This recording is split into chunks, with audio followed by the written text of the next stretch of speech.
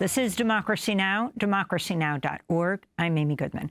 We turn now to Sudan, where senior United Nations officials are calling on the global community to do more to get humanitarian aid into Sudan after a famine was declared in at least one part of the Darfur region following 15 months of war between the Sudanese military and the Rapid Support Forces.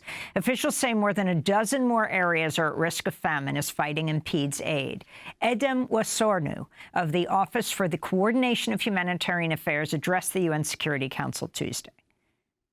When famine happens, it means we are too late. It means we did not do enough. It means we, the international community, have failed.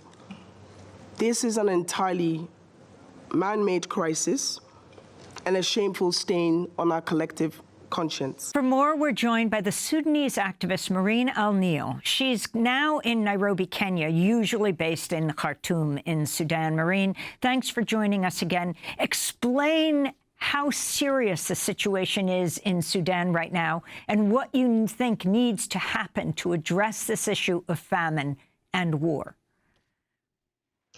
Thank you, Amy. I think the situation, what we know about it, is that we do not know the gravity of the situation. When Adam was addressing the Security Council, one of the things she mentioned is that 26 million people are facing acute hunger. And compared that to 3 times the population of New York. And this has been a pattern of what is needed to humanize us as Sudanese, again, in international media. It's become synonymous with Sudan, words like war and famine. And it's been difficult to get the attention of the international community and the media when speaking about these catastrophes in Sudan. So we are not sure actually how many people are impacted by this famine. And I will take us back to our history. It is not known in the almost 70 years of our independence how many famines happen. It's anywhere between 5 to 17 famines. And this is a continuous pattern in Sudan that catastrophes are always underreported, they're underdocumented. And bear in mind, when we say that 26 million people are facing this famine, we're not counting the refugees who are also starving in camps in neighboring countries. We are not counting the refugees who do not have refugee status, but are in different legal status in different places, or the internally displaced people who are also not reported as internally displaced because they went from an active conflict zone and now they're staying with family in different areas. But everyone in Sudan is strained financially and even just the means of sustenance that we're used to in areas outside of Khartoum, outside of the capital city. Such as just having your own, growing your own crops is also endangered by the war and endangered by the climate. We've entered the rainy season. Just last week, we've had torrential rains in the northern state.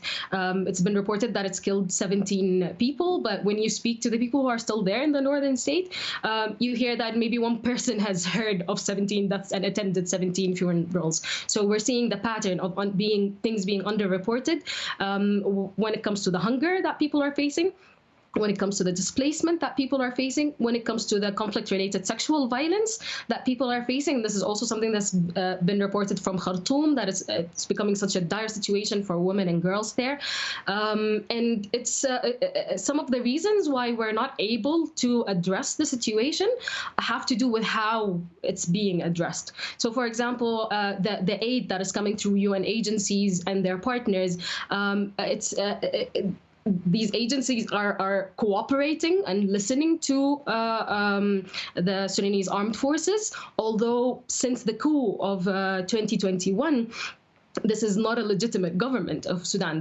We've been suspended from the AU after the coup, and the situation has not been rectified. We're still, quote unquote, governed by this military government. But somehow, for some reason, the UN still insists that if the SAF, the Sudanese Armed Forces, refuses for things to cross from their controlled areas to RSF controlled areas, then we will not do that. And we've been seeing also that pattern of legitimizing the government happening on the pressures that are also happening on the civil society, where even the civil society that is working cross RSF and SAF controlled areas, the UN agencies and other agencies that are supporting with the aid just lift their hands from the situation so that they don't get into conflict or are considered biased to the RSF or the SAF. This has been detrimental to the Sudanese people, that we are still waiting for the SAF or the RSF to figure out the situation with each other and figure out the situation of how we're going to solve the issues that the people are facing, whether it's the hunger or the violence that is being faced. And I don't think that will ever happen. If we keep waiting for the RSF and SAF to figure out this situation, then this will be just a catastrophe, a continuing catastrophe for the Sudanese people. And Marine Alneel, the talks that are scheduled between the two sides in Geneva that the U.S. officials would mediate, set for August 14th, do you hold out hope for this Geneva meeting? I personally do not hold any hope for this meeting. I think it's been a waste of our time and efforts as Sudanese people to keep focusing on RSF and SAF and their leaders. It is not news that the paramilitary forces, the rapid support forces that were created by the Sudanese government to commit the genocide of Darfur, that they're continuing to commit that in different regions of the country. That is not news. And it is not news that the SAF, the army that was established by the colonial forces, continues to be aligned to other forces. It's not even clear right now. We just have 30 seconds. What do you think needs to happen? I think what needs to happen is for the international community to pay attention to the Sudanese people and not the two warring parties. It is important to understand that what matters now is for people to eat, for people to live safely, and that is not going to happen through the work and effort of the same ones who are killing us and causing us to starve.